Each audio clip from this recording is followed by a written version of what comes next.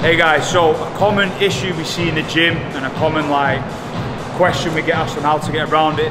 From a newbie's point of view, first coming into the gym, they feel intimidated. If you're a lad, you'll see the lad next to you benching 40 kilo dumbbells and you can't pick up 10s, and it puts you off coming back. Or it might be an experienced person who's coming back to the gym, they put a load of weight on, they feel embarrassed and they feel anxious about walking back into the gym, coming back into this environment. What can they do as an individual, both beginner, intermediate, advanced, anyone in between? What can they do to help themselves get back into the gym? It's important to remember, if you are new to the gym and you're coming in, and obviously it can be an intimidating kind of place to come to sometimes, it's important to remember, no one gives a fuck. Yeah. People aren't watching you as much as you think.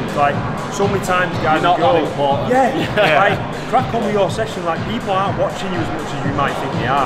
It's always, and if they are, mate, and they are giving you shit, they're an arsehole.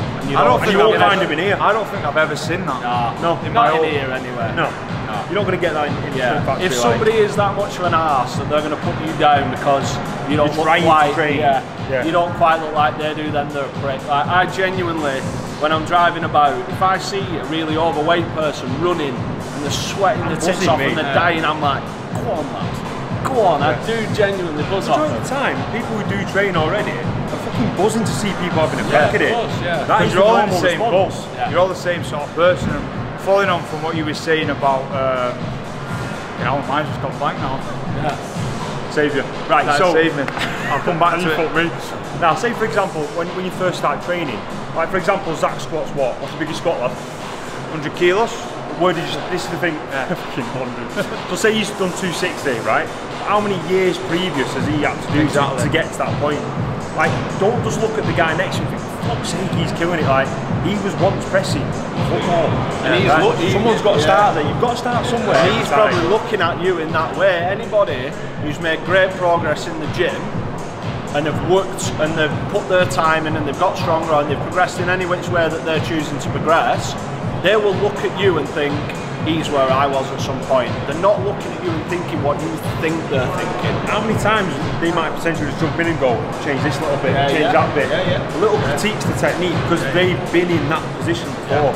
Don't be scared of asking for help either, that's a big one. I think a big thing to take away from it is the way we work as a training team as well. We've all got strengths and weaknesses. Now, if for example when Danny first started training, and he's training with me and Andy, were powerlifters at the time, and he starts getting upset about the difference in weight, then he's never going to progress. But it wasn't about that. If he was, no matter of his strength compared to mine, if he was outworking me, that's what we judged each other on, how hard you worked in the session. Now let's flip it and we go into endurance. Danny's far fitter, he's far faster.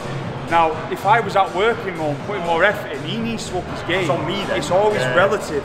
So when you are in the gym, everyone has got their own little world they need to do. All you've got to focus on is grafting your ass off and enjoying it. And as long as you're doing that, your progress will be great. People will start to look around and think, fuck me, they're grafting. I need to up my game. Because if they're not, then they're the fucker, you know what I mean? Think of the deadlift party. When we get people in deadlifting, I think the max was about 8 people once. But the differences in top end weight was massive. We have a system, everyone mucks in together, everyone changes plates together, everything's done as a collective. And that's the key, no one's left behind just because they're not in a certain category of weight. That's the whole point of it, it's inclusive. We're accustomed to that environment as well, though. It's in here it's different to commercial gyms. Commercial gym, I was chatting to one of my clients yesterday and he was like, oh, this guy was looking down on this other, and there was these packs of young lads and they were, and packs, packs, do you know what I mean? So basically just come and train in the strength factory instead. Sales plug done. Sales plug, I'm not even going to did you over, sold, sealed, delivered.